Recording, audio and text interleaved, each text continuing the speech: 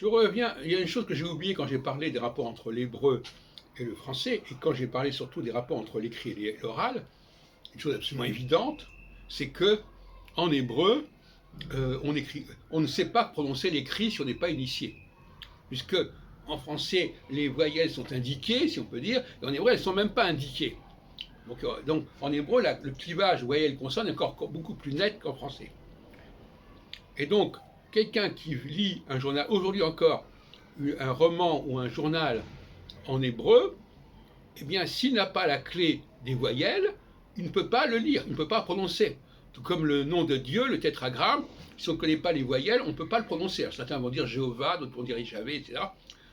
Donc, on voit bien que l'hébreu met constamment l'accent sur la dialectique entre l'écrit et l'oral, sur le code de prononciation de l'écrit, le passage du l'oral. Or, le français a la même problématique.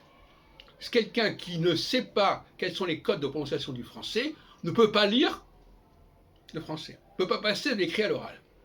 Et quelqu'un qui ne connaît pas, alors c'est encore pire, la langue hébraïque, eh bien il ne peut pas lire les textes.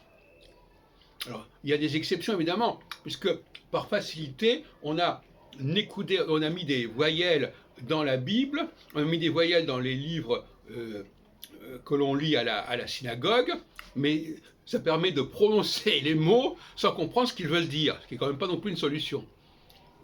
Ce qui est intéressant, non, parce qu'il y a beaucoup de gens qui disent « je connais l'hébreu », en réalité ils savent lire l'hébreu avec les voyelles, mais premièrement ils ne connaissent pas le vocabulaire, et deuxièmement, si on ne met pas les voyelles, ils sont perdus. Donc c'est pas vraiment génial comme situation. Eh bien pour le français, il ne faut pas croire que parce qu'on sait lire le français, enfin on identifie les lettres en français, on peut prononcer correctement le français.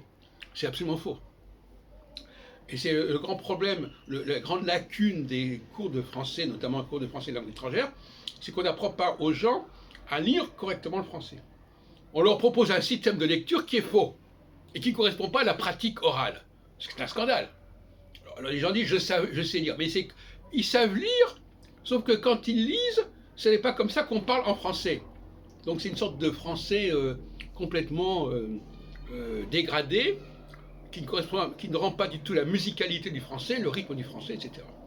Donc je vous rappelle que le rythme du français, c'est non pas de séparer comme ça, comme en espagnol, les consonnes et les voyelles, en disant une consonne plus une voyelle, une consonne plus une voyelle, mais c'est de passer